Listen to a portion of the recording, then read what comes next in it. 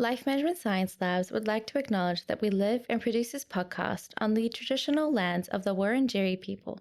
We'd also like to acknowledge the traditional owners of the lands of our listeners and our international colleagues.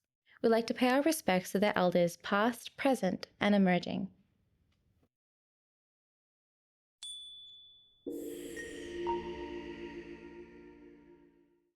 Hey everyone, and welcome to Raising Parents, the Parenting Science Insights podcast, produced by Ella Massell, the Life Management Science Labs.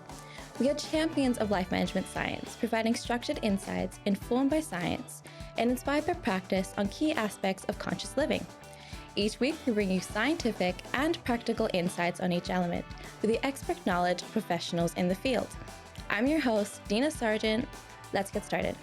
Hey guys, and welcome back to another episode. Now, we've looked into some parts of parent and child relationships, including creating a healthy bond through the use of communication. Now, it's important to be honest with your child, but there are some types of communication that really persuades a child to grow up faster and somehow become a parent looking after a parent. A lot of the time, it is unintentional, and some boundaries don't really have an obvious line. Joining me on the show today is psychotherapist as well as a two-time TED Talk speaker and author, Mel Schwartz. Thank you so much for joining me, Mel. It's my pleasure to be with you. Now, as a psychotherapist, what is your role in alerting parents between the differences of raising resilient children and raising parentified children? That's a provocative question. I don't think it's in the mindscape of most parents, or at least the parents I know and work with professionally or know personally. Most parents don't even contemplate the idea of resilience, let alone know what resilience is. For me, resilience is literally the ability to bounce back. Life is going to be challenging and hard.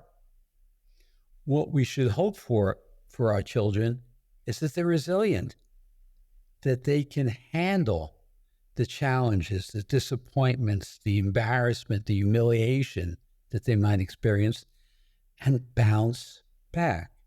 So ultimately, we want our children to be happy, but more importantly than happy, resilient. I can navigate my way through life well. That's the quality we're looking for. That's the quality I'm looking to impart to parents. Okay, well, that's perfect. Now, what is the most commonly asked question when you hear from parents regarding building resilient children? What do I mean by resilient? Because the parent, in a way, has to parent themselves in the way they weren't parented when they were children. It's cyclical, as I see from your face that you understand, which is I'm often asking parents to learn and develop skill sets that they don't have. So to become an effective parent, the parent has to develop those skill sets by reframing in their minds what parenting really looks like. So it's a process. And in that process, I will work to give them the tools to become effective parents in terms of resilience and all the things that underlie resilience. So when it comes to parenting, there's a whole lot of unlearning that sort of needs to take place when it comes to how they received being a parent or how they used to be parenting. Certainly, people typically either try to replicate their own childhood and they think, therefore, that's the right way. And there's so much friction between parents as they argue. Really, what they're disagreeing about is they were raised differently than each other. And the argument ensues about what's the right way.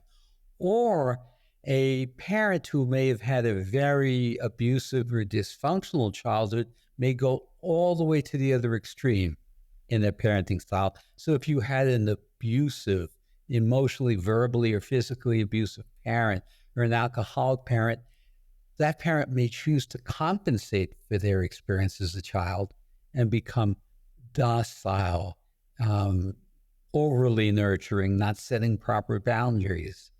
So there's either the replication or going to the other extreme. And of course, I'm generalizing. There are exceptions. Mhm. Oh yes, of course. And I think there are always exceptions when it comes to this situation.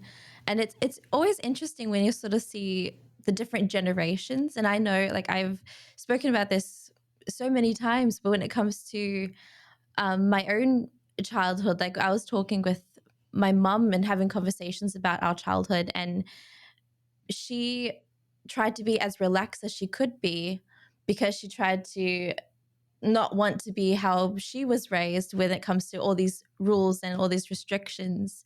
And that sort of made it so much more lenient on the complete opposite side, which had an effect on our childhood of not having clear boundaries between the mother and daughter relationship. So it's really interesting how we sort of compensate that, and then that sort of has an effect very much later down the line when it comes to the lack of boundaries or the not knowing where the line is. Everything affects everything. Yes, no, That's how it's I look at it. yes, no, it's very interesting. Now, thank you so much for that introduction. Before we dive straight into it, I want to get to know some of your interests and some of the hobbies that you're getting into today. So, what do you have a favorite book that you can mention to our audience? Well, I have a few, and that dovetails with my favorite interests. Um, Life has been interesting. I've been different people over different periods of my life. Mhm. I was an average student in school and in college. I was not intellectually curious, and I went into business after college. And it wasn't until a defining moment in my life when I turned 40 and decided to go to graduate school that I awakened to a whole new passion and awareness. And that came to me by reading a book on quantum physics. Now, I'm not scientifically inclined, but I was reading the principles, the philosophy, and it was fascinating. So that became my passion. People would often say to me, could you please stop talking about quantum physics? And I wrote a book, The Possibility Principle, which is how to take these principles and apply them to our lives. So as to favorite books, they're kind of arcane. A quantum physicist named David Bohm, Bohm, wrote a book, Thought as a System, profoundly impactful, and how I learned to develop a process around helping people see their thought and not become their thought. A philosopher and scientist named Henryk Skolimowski wrote a book called The Participatory Mind. When I read, I like to buy books and read books where there's no chance I understand everything. If I read a book and I understand everything I've read, that's a waste of time. Mhm. Because I love to engage the complexity and break through and have insights. So those are two of my favorite books, at least in this chapter of my adulthood. Okay. No, that's really interesting because I look at books and sort of reading it to escape reality, but a lot of what you're reading is looking into how to improve the reality, or how to look beyond what is current and what your life is now. It's completely an excitement for me. So I will read a book on quantum physics and I'll read a book on philosophy, and I work in the books. I circle, I make notes, and I'll say, if this is true and that's true, what happens if I combine them? So it becomes a creative art form for me, like an alchemy. So Mhm. I'd never read anything in the field of psychology. I would Mhm. find that dry. Or in the field of parenting, it's kind of, I get impatient. It's old thinking to me. And of course, there are exceptions, Mhm. but I like to stimulate my own creativity. Mhm. No, that's really interesting. Sort of creating your own principles outside the ones that you hear pretty much that everyone's really speaking about or everyone's sort of mentioning. So, no, that's a really interesting point. Now, when it comes to movies, do you have a movie that you recently enjoyed? Well, one that comes to mind is Oppenheimer. The story of Richard Oppenheimer, who was tasked with creating the atomic bomb at the Mm-hmm. end of World War II in the U.S. Um, it was riveting. It was several hours, and I didn't want to miss a moment. And what so struck me was he was given a job, an assignment, develop an atomic bomb before the Germans did. Mm-hmm. And yet he had to grapple with questions of humanity and what will be done with this bomb and how many innocent civilians will be killed. And so there was this complexity around his being able to differentiate the job he had to do and the moral dilemma. And he had to hold both in the balance. So I found that movie riveting.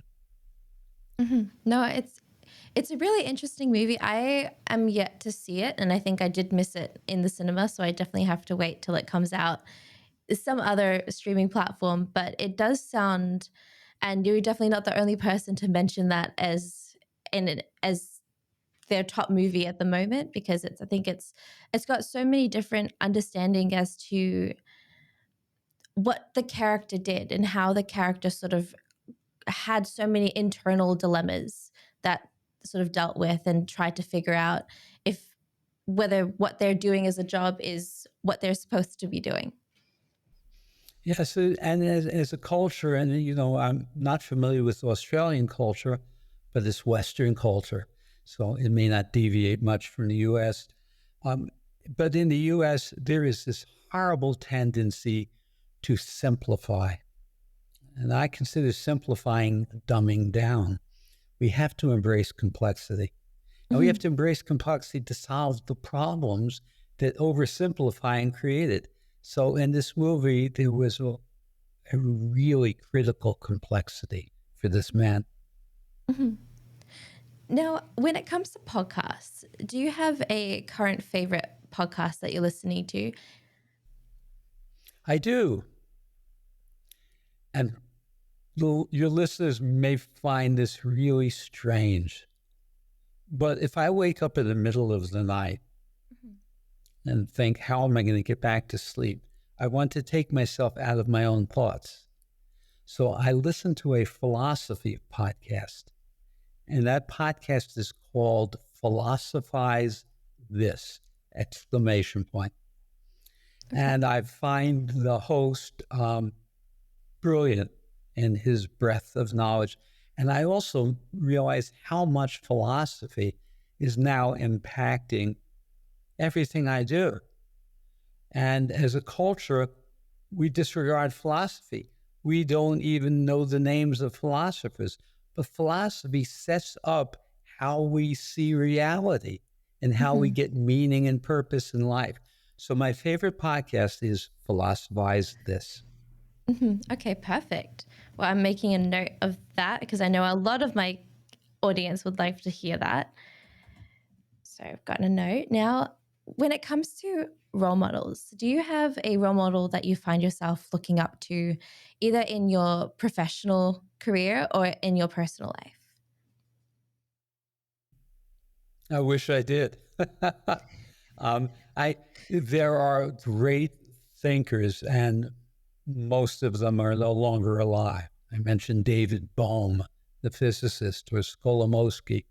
Um, so they tended to be scientists or philosophers, but just the term role model, I have a visceral reaction to that term. When I was young, I wanted to be a singer, but I couldn't carry a tune. I just wanted to be Frank Sinatra. He was the role model I wanted to be, but it wasn't going to happen. I wanted to perform, but no, there isn't a role model who I would like to replicate or aspire to be. I'd rather continue to develop my own autonomy. Mhm. No, I can understand that. And you're definitely not the only person to have that similar answer. I had a guest once that named their future self as their role model. And that was interesting in itself because when you're looking at improving yourself, there's always that, okay, are you looking at someone else or are you looking at what you can be later on, or what you want to be better at later on. And that's such a great way of putting it. So I'll never ever say that anyone, and definitely agreeing with you when it comes to never looking at one particular person in terms of role model, because I find that idea obsolete in a lot of my life. There's nothing that I find, if I look at one person, it doesn't mean that I'm not looking at another person in another way when it comes to, I look up to them in a different way. So yes, seeking a role model is kind of like conforming, finding a template that we're going to conform to, rather than, as your guest indicated, developing your own authentic self. And this is a problem in culture. There is such a drive toward consensual reality and conforming. And with few exceptions, people don't break free and develop their own authentic self out of fear of what others may think of them. Yes, no, I definitely agree with you there. And I think, especially when it comes to the world of social media, I think it's so much more difficult to sort of get out of that, out of the constraints that a lot of society is really putting a lot of people in. So I'm glad that we had that discussion. And now, regarding to the topic today, I know that everyone has a very different definition as to what being a parent is, being the role of a parent, and what the action of parenting is. So, what do you think your understanding of what parenting is to you? Wow, that is hard to narrow that down in a few select sentences or paragraphs. But parenting to me is seizing the opportunity to nurture and help develop children into the most self-empowered, joyful, happy, and resilient people they can become.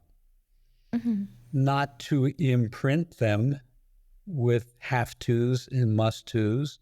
They don't have to be the same as me or believe the same as me. There was a philosopher named Khalil Gibran who used to speak about parenting, and he said, you reach a point in parenting where it's like putting an arrow in a bow and arrow, and you release the arrow, that the parenting is finished, and you release it. My own experience in having middle-aged sons is that that's not the role I take. I don't direct them or try to influence them, but our relationship with each other is such that they often seek my counsel. Mm-hmm. So parenting, very complex. And to be the best parent I can be, I need to be able to parent myself equally as well. There's no distinction between parenting myself and parenting my child. Mm-hmm.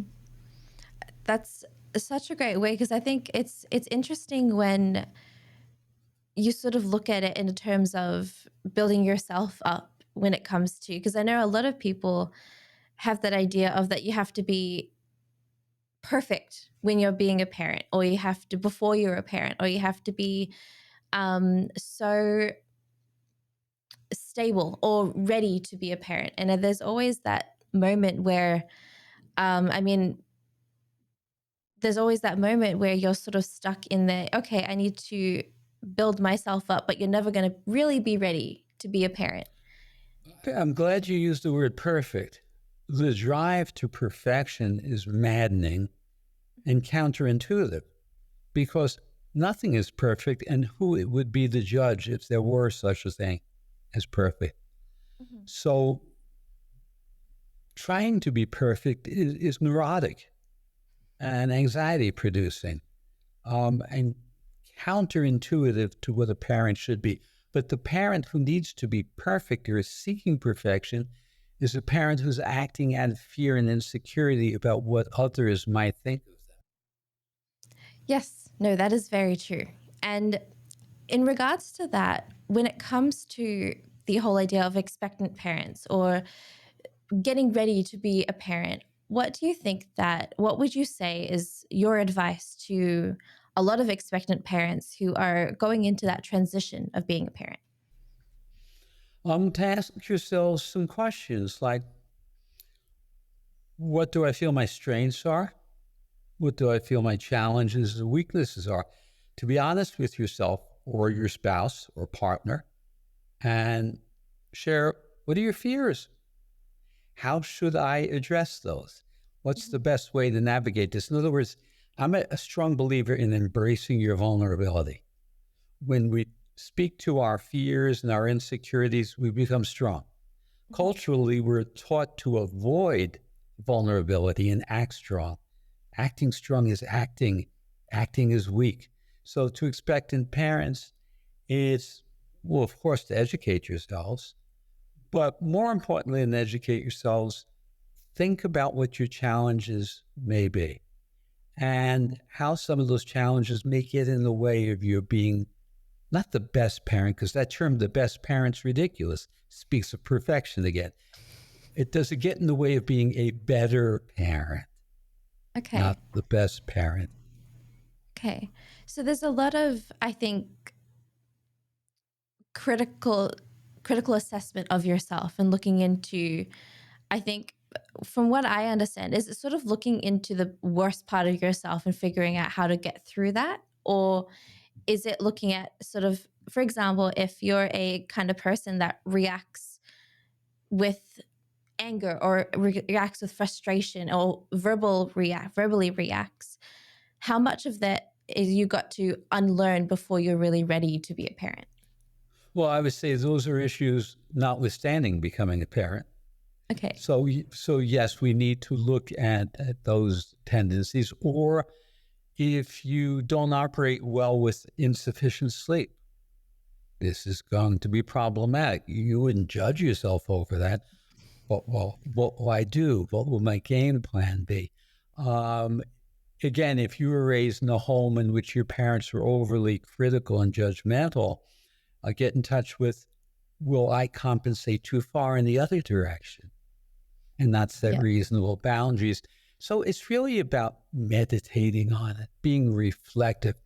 The piece that's really important is to come out of reactivity to yourself and to your future children. We need to be responsive. I'm not suggesting we should be apathetic, but responsive means I'm aware of what I'm feeling and I respond. When we're not aware of what we're feeling, that's reactivity, and that is no good for anyone. Mm-hmm. So there are some situations when it comes to parenting that you treat your child unintentionally wrong, or you treat your child in terms of, like we said earlier, when it comes to making them become adults a lot faster. So there's a term that we're going to set off today when it comes to the idea of unintentional child abuse. So to the understanding of what it is, do you mind defining what unintentional child abuse is for us? Well, I can describe it rather than define it. Sounds good.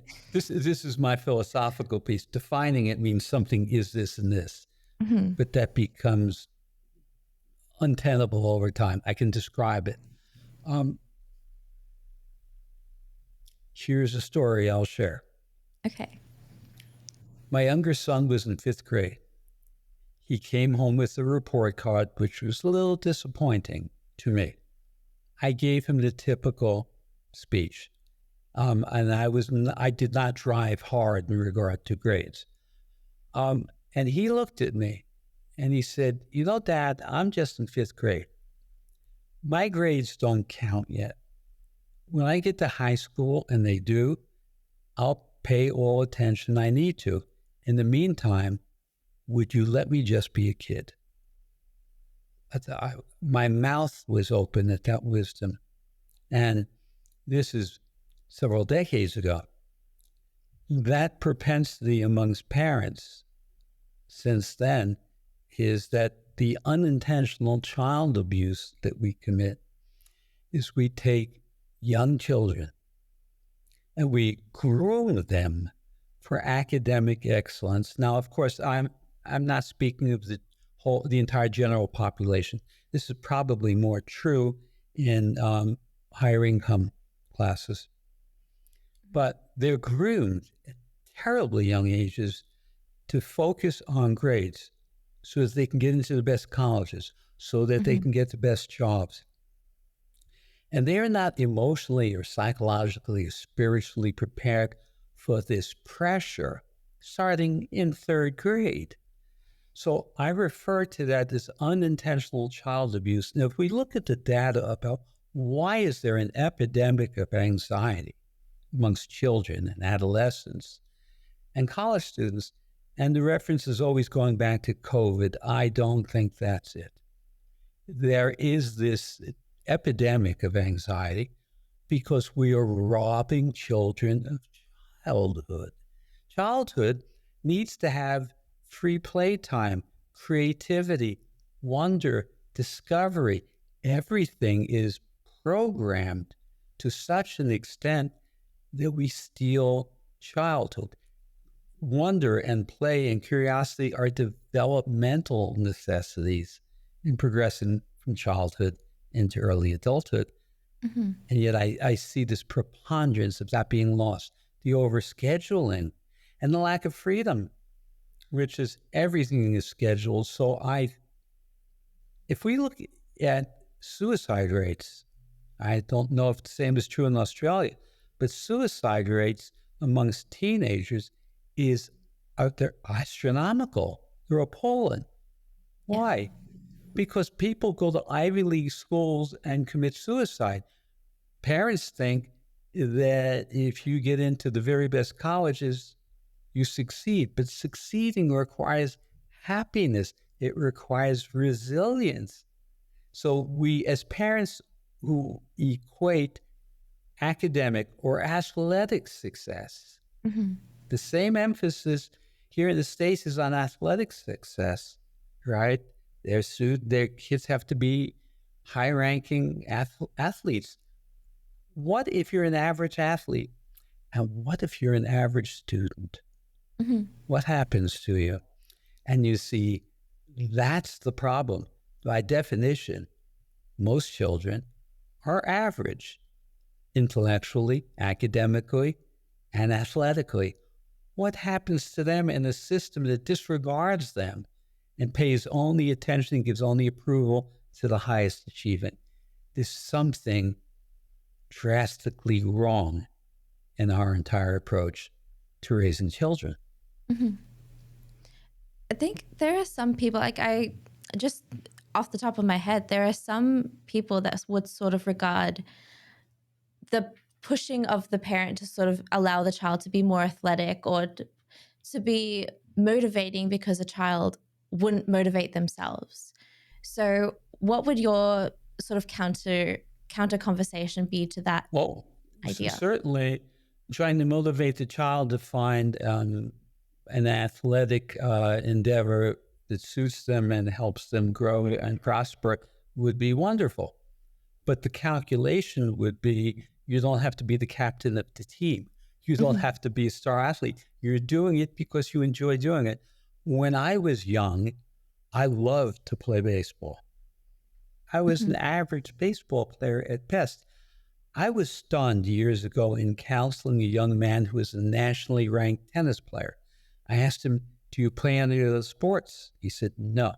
I said, how come? He said, because I'm not really good at them. There it was. You can't play something if you're not really good at it. You see, it's about performance. It's not about the experience. Not dissimilarly, in terms of grades, from what I see, we don't stimulate intellectual curiosity. I've worked with people who were Harvard Law School graduates who are not intellectually curious. They know how to get perfect grades. Intellectual curiosity needs to be inculcated at home, where you don't just say to children, what grade did you get?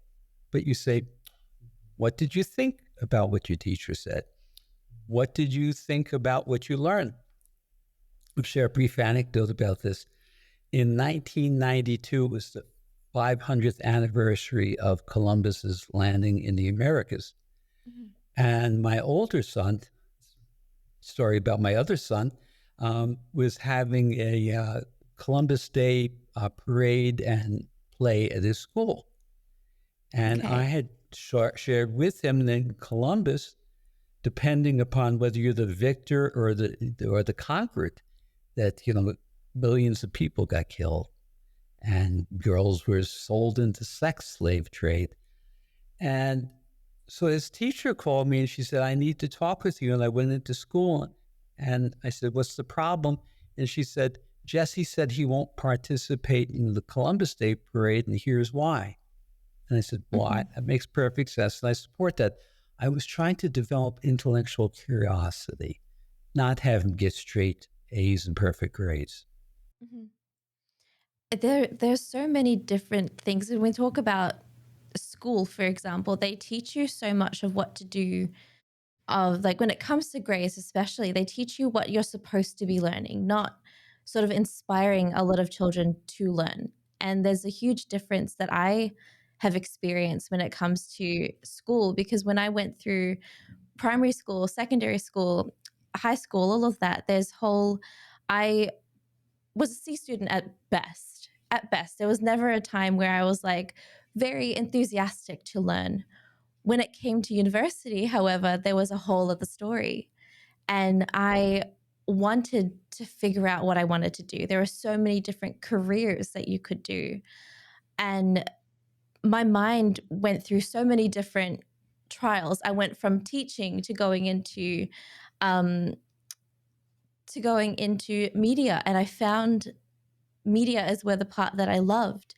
And it was because I got to explore so many different types that I didn't do in high school or even in primary school, that I was able to figure out what I loved. Yes. So here in the States, there's rather like a funnel approach academically, which is what are you going to major in? What do you want to do when you graduate? And it's a narrow tunnel vision about what you're seeking to learn instead of eyes wide open. Mhm, exactly. And it's how much you get paid in that career as well, I think is also a big thing that is on so many different parents' mind. I know it's definitely on my parents' mind back when I was younger, making sure that I had that job that wasn't going to make a ton of money, but was going to be enough for me to be independent. Um, and especially being one of two girls in the family, there's only me and my sister in our family. We were raised to be independent on our own. So that whole idea, even more pressure in that, trying to be independent outside of a partner, outside of the family, because of the culture that you sort of were brought up in. And there's so much pressure out there for a lot of children who are sort of dealing with the whole okay, I'm the oldest child, so I need to do even better, or I'm the oldest child, so I need to sort of end up raising the other siblings because both parents are working, and so many different situations where the child doesn't really get to be, like you said, doesn't get to be a child. Yes. Yeah, which is tragic because you don't get to have a redo. Mhm. Once you've lost that childhood, you lost it. Exactly. Now, are there any specific stages of childhood where the unintentional child abuse may have a profound impact on a child's mental health? Well, my observation is it may start as early as 8 years old Mhm. in terms of the pressure for performance and excellence. And then, of course, it continues all along. I don't look at childhood as stages, and I was never trained in childhood development or child psychology. Mhm. Um, as in most things I do professionally, I pave my own way and I learn on my own. And so I don't speak of stages, but I would say I see children, right? I don't work with children of that young age, but I see through their parents what they're doing to children as early as the age of 8. And then, of course, that continues forever because the impact of that follows you through adulthood. Mm-hmm. Yep, no, that's very true. And you sort of don't realize, like, a lot of parents, and I have a lot of sort of examples from other guests on the show when we talk about this sort of idea of resilience in a child, of how much they don't really notice until after the child is an adult and dealing with the consequences of such as burnout or dealing with the lack of communication between the parent or isolation of the parent. And the burnout is probably the biggest one because when you think about academically, the child is going to keep doing all the stuff that the parents are telling them to do up until the moment they finish, and they're no longer able to sort of just enjoy everything that was sort of felt like they were given or they were handed to them. Yeah, there's an imprint in everyone's psyche. But whether the experience with the parent was acute or chronic, there's an imprint. Now, I don't mean to suggest that we can't transcend those imprints. And my work with adults is all about transcending limiting life experiences, and that can be very successful. If you believe it's possible, then it is. Yeah. Okay. So what do you mean by sort of the idea of transcending? Well, through my learning through quantum physics, Mm-hmm. I'm going to deviate a bit and share what my technique is. In quantum physics, we learn that light has a very weird nature. Light can exist in two different forms. Nothing else in reality does. So light exists either as a wave or as a particle. Mm-hmm. Now, as a wave, the wave represents pure potential, pure possibility. But when you observe the light, the wave literally collapses and it becomes a particle, a fixed thing. And that's called wave collapse. And I have written that we all experience wave collapses. We come into life in a state of pure potential. Mm-hmm. But then through experiences, typically in childhood, we have wave collapses. It shapes our beliefs about ourselves and our identity. Now, what I've done is that I teach people to develop the ability to actually see their thought, not become the thought. In that nanosecond before you become your thought, you exist in a state of pure possibility. You can say, I'm about to have that same old thought. And in that moment, you can head in a different direction. The thought isn't automatic. And if you're not the thought, you are the thinker of the thought. And that's where wisdom and insight comes in. So one of the key principles that I employ in helping people make transcendental change is, what are your beliefs about yourself?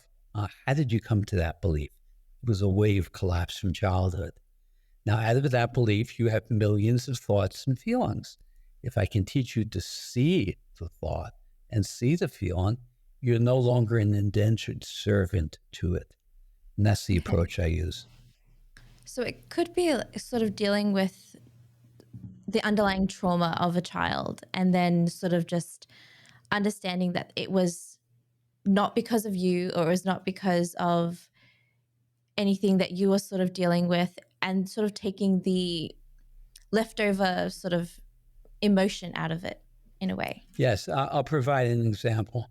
I Sure. was working with a woman who was in her early 40s at the time, and she just believed that she wasn't lovable. Well, in fact, her husband loved her very much, but they were on the verge of divorce because she repelled that. She's not lovable. So I looked for the wave collapse. How did she come to this belief? And she shared that when she was maybe 7 years old, her mother told her that her pregnancy with her was an accident. It wasn't planned. So she concluded, I was an accident. I'm not worthy of love. There it was in the wave collapse at the age of 7, 35 years later, still impacting her. So once we could shine a light on the wave collapse of that belief. I said, now imagine that your mother never said that to you. And you were planned. But even if you weren't, she never said it to you. You didn't know. You might think you were lovable. And there it is. Wow, no, that's an incredible way of doing it. It's just sort of taking out a lot of what you think and what was said to you, but didn't really realize had an effect on you. And I think it's amazing to sort of look on it on the other side. It's sort of like changing the narrative of the story that you think is happening or the story that you see is happening. So Yes, we draw conclusions about ourselves from things that happened or things that didn't happen in childhood. That's very interesting, actually. So when it comes to anxiety, and I think we've spoken about this a little bit earlier, how does the anxiety sort of stemming from the unintentional child abuse manifest into a child's daily life? So I try to simplify the concept of anxiety. I believe in what I call shared meaning, which is we use this word. What do we mean? I gave a TEDx talk on overcoming anxiety. So anxiety is what happens when our thought attaches to fear. You have a fearful thought, you feel anxious. Now, I find that very often our fear is around uncertainty. So let's go to children. They're taking a big test or waiting to hear from colleges if they've been admitted. There's a fear of the uncertain. I need to know the future, but the future isn't knowable. Now, coming back to quantum physics, we learned that reality is absolutely uncertain. So I thought, if I could work with people and teach them to embrace uncertainty, uncertainty is all full of possibilities, and it cures the anxiety. Anxiety is rooted around the fear of a future event, which robs us of being present. You know, there's a very in vogue expression, be in flow, be in the flow. You can't be in the flow and be in fear at the same time. So that's what anxiety is to me. It's fear, and typically the fear, or almost with few exceptions, it's the fear of the future. It's fear around uncertainty. But reality is uncertain. So it's trying to hold back what you can't hold back. It can't work. No, that is very true. And it sort of reminds me of this conversation that I had with my grandparents the other day, where because of my grandparents, they're very much focused on stability and on knowing exactly what the next part of your life is going to do in the next 10 years is going to be. And that was always the question that he has with me, my grandfather has with me when it comes to, so what's your plan for the next phase of your life? So what are you doing in the next phase? And I jokingly replied, I'm like, Granddad, I don't even know if I'm going to be alive next year.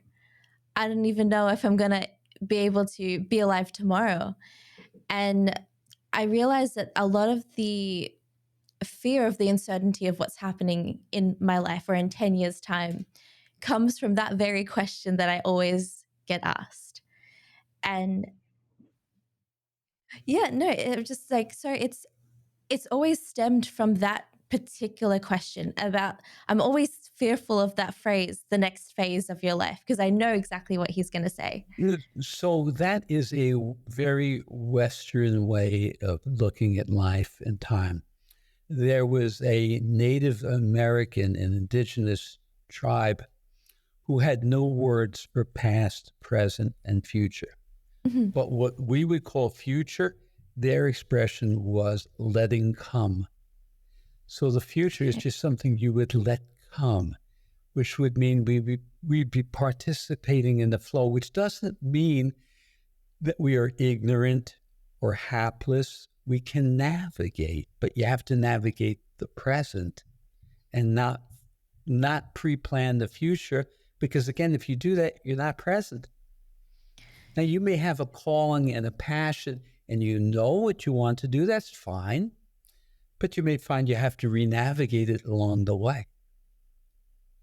Yes. No, it's so interesting because there's so much that sort of comes in with that whole idea of being present and the whole idea of not planning so far in advance, especially when it comes to looking after your child's future and sort of making sure that your child has every chance available to them. And especially when it comes to school. And I think school age kids sort of have it worse because you want them to know that they have a future. You want them to sort of be set up for themselves. At the same time, you also want them to enjoy a childhood or enjoy a lot of Yes, their life. it requires an artful balance, Okay. right? Yeah. And again, important to address it without a sense of fear for the child. Yeah. So, what would be some of the strategies that you would recommend to parents to sort of balance the expectation that a parent has for a child, but also understand the fact that they are still children?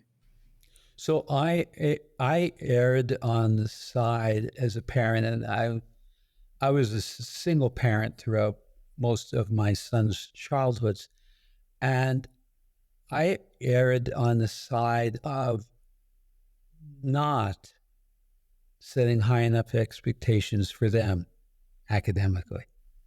notwithstanding the story about my son's report card. And both my sons, who were thriving and doing excellently in their careers, have said to me, I wish I had taken school a bit more seriously. It might have opened up other pathways. So I just want to share that, unlike most parents, I underemphasized academics. Mhm. So the way I would come after it is not to emphasize the academic as the pathway towards success or financial prosperity, but I would Okay. emphasize the academic through intellectual curiosity. And then the grades take care of themselves, Yeah. right? If you have a family where there are stimulating intellectual conversations, you don't have to worry about your kids' grades. They'll be just fine. Yeah. But if it feels like, I have to read that book and I have to do this, that's drudgery. So, but your question is, how do you balance it? Um, I would try to balance it by not just focusing on the outcome, because again, that creates anxiety. Mhm. I would focus more on the process than the outcome. And the Yeah. process is acquiring the ability to enjoy and love learning, having Yeah. a creative stimulation. And that, again, that's not just a focus on what are your grades. It's real discussions about what's going on. What do you think? Stimulating that curiosity is the pathway for the grades to take care of themselves without the ensuing anxiety. Yeah. Okay. Well, that is perfect advice. I think I grew up in a similar household where we always have these deep conversations about different topics. And I never had a clue, so I never participated growing up, but um, I was always just there listening and listening to my sister, listening to my parents sort of talking about different things happening in the world. And as I got older, it became a lot of my focus for a lot of my assessments. It became a lot of the parts where I felt like it was also, I think, the idea of missing out. I didn't want to miss out on a conversation or I didn't want to miss out on a topic. So I did three of my research assessments back in high school. I did all of them on the topics that we were discussing and all of the topics that my family were discussing because they were just, I didn't want to feel like I didn't know it or I didn't want to have an opinion on a subject based on something I didn't know. Yes, Yeah. you So wanted to be informed. exactly. So I loved that idea of having those deep discussions, even if I didn't sort of take part or I didn't understand half of it, it made me want to look into it. It made me want to look into what's happening in the world and different conflicts that are happening in the world and how how much history is always repeating itself in a way. And it's such an interesting idea of looking at it from things that we've seen before still taking place in today's world, or situations that we've seen. So I love the idea of sort of bringing in those topics, and I would definitely recommend sort of the intellectual discussions on situations, which is pretty much how I grew up. As we're talking about this, I'd like to add that in the different pillars, I believe there are pillars for resilient children. Emotional intelligence is as important, if not more important, than cognitive intelligence. Mm-hmm. And most families, most people suffer from a lack of emotional intelligence. So part of my work around communication and authentic self-esteem, and people have no idea what authentic self-esteem is, which I can speak about, that pillar of emotional intelligence requires deeper, more coherent communication around, what am I feeling? For instance, coming back to parenting, parents have a tendency to speak to children instead of talking with them, and not asking, how do you feel? And tell me why you feel that way. Feelings aren't right or wrong. And feelings are the heartbeat of relationship and communication. So you can have a mental level IQ and be miserable in your life because you have no emotional intelligence. Now, most parents don't have sufficient emotional intelligence. So again, if you want your children to have emotional intelligence, which is the bedrock of happiness, then I work with parents to develop emotional intelligence. And then self-esteem. I think self-esteem is a misnomer. I call it other esteem, meaning what most people, you say to a parent, what would give your child good self-esteem? Top of the class in grades and being a great athlete.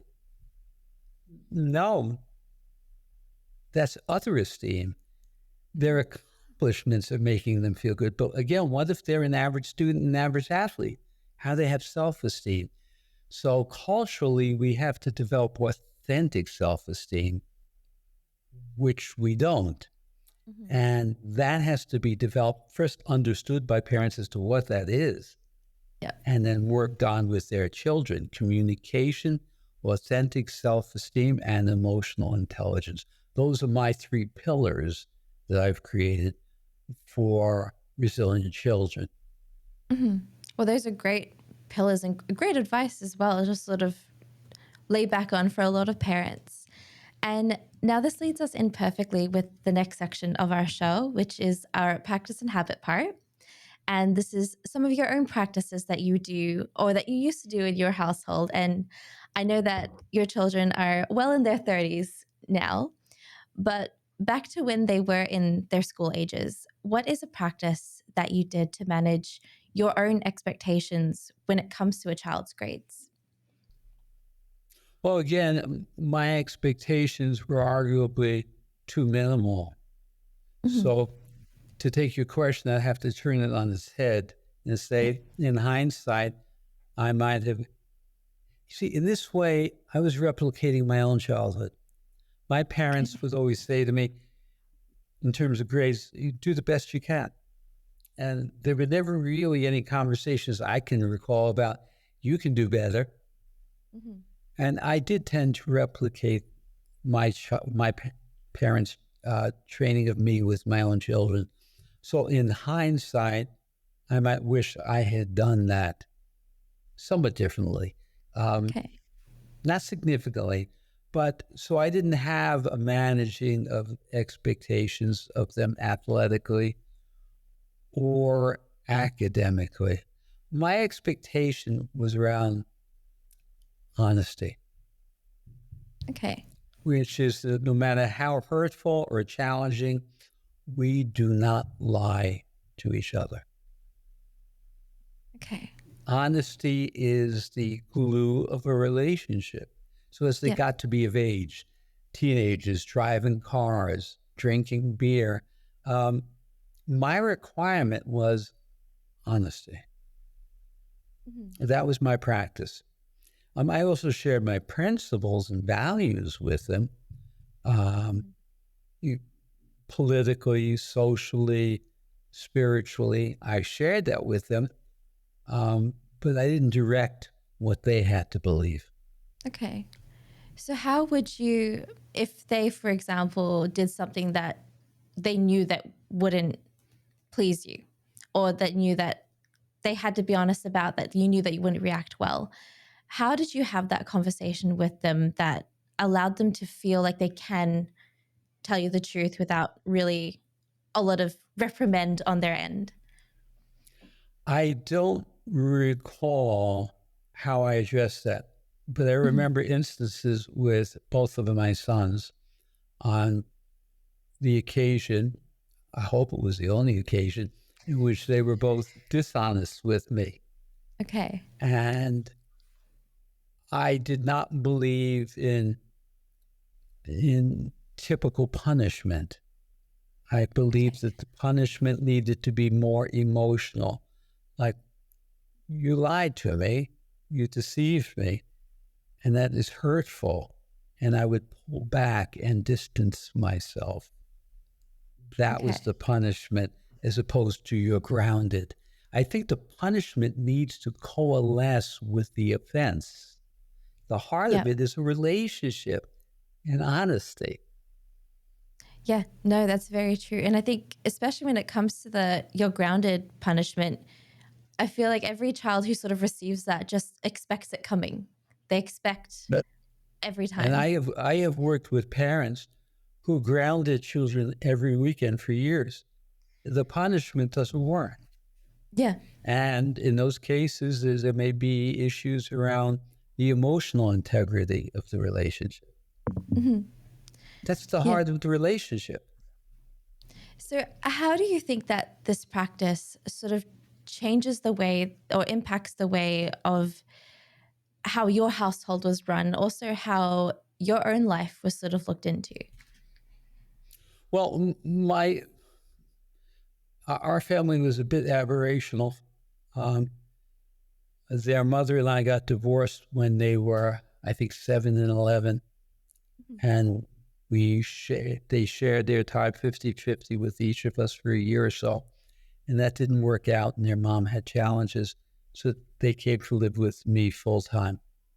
Mhm. And I lived in an area where being the custodial parent of children as a man, that was an aberration.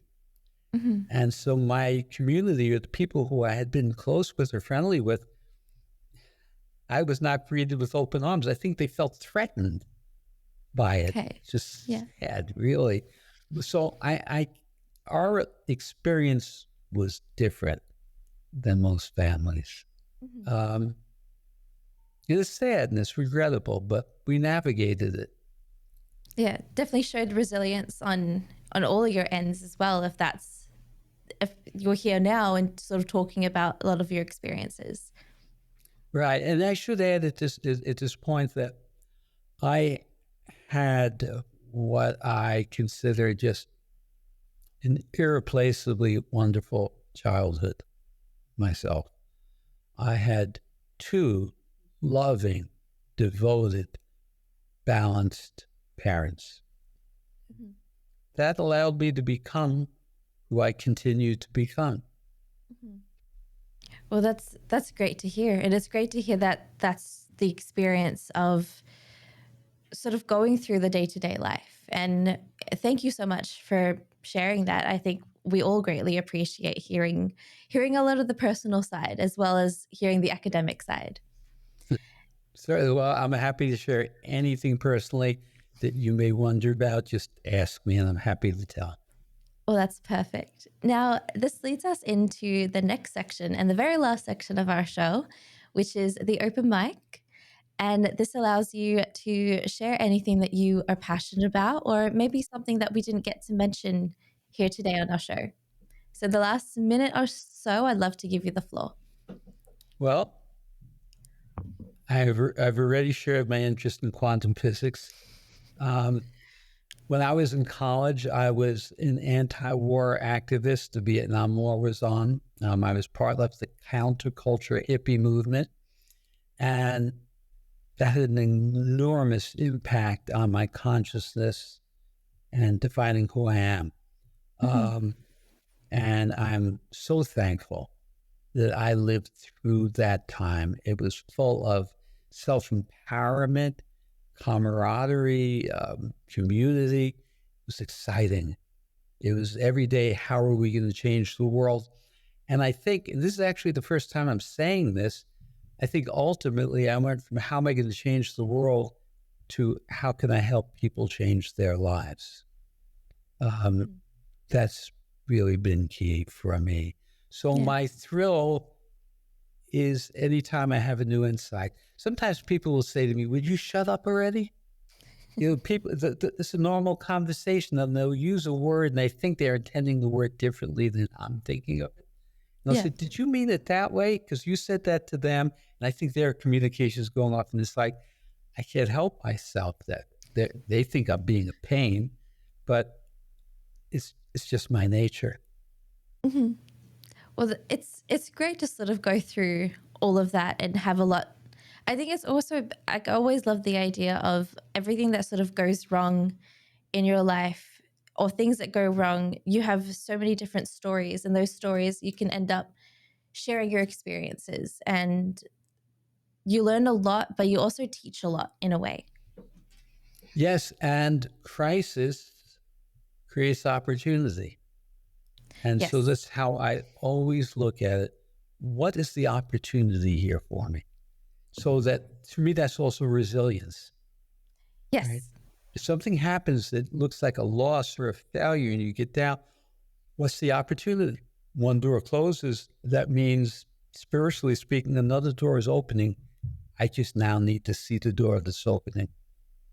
Exactly. No, I definitely agree with you. And honestly, I do love really deep conversations about so many different philosophical ideas, because I'm definitely one of those people that, similar to you, where I get told, okay, you're being a bit too deep now. Yes, right. So thank you so much, Mel, for joining me on the show today. It's been absolutely amazing hearing a lot of your ideas, hearing a lot of your experiences, and talking about quantum physics as well. I didn't know that I would find that interesting, but I actually really did today. So it's great. I won't tell my dad that though, otherwise he will never stop talking about it. But well, thank you, and you ask great questions. You're really engaged, and I very much enjoyed our interview. well, I'm glad to hear that. I'm glad to hear you had a great experience. Now, if our listeners want to find out a little bit more about you, is there a place that they are able to go to? Certainly, my website, which is my name, Mel Schwartz, MElSchwartz.com. You can access my podcast there, read about my book, The Possibility Principle. I've written over 100 articles. It's a wealth of information. That's the best way to access it. Well, perfect. And I'll definitely have the link down below in order for easy access for all of our audience today. And thank you again, Mel, for joining me on the show. I hope you guys had most interesting listen to as much as I did. And I'll see you all in the next episode. You've been listening to Raising Parents, the Parenting Science Insights podcast, produced by the Parenting Science Labs, a division of LMSL, the Life Management Science Labs. More episodes are available from 10 life management perspectives and can be found by searching LMSL on Apple Podcasts, Google Podcasts, Spotify, and other podcasting apps available on your devices.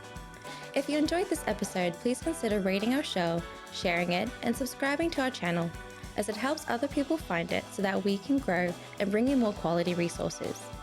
More of our work can be found on our website at pa.lmsl.net, where you can join our movement. I'm Dina Sargent. Thanks for tuning in.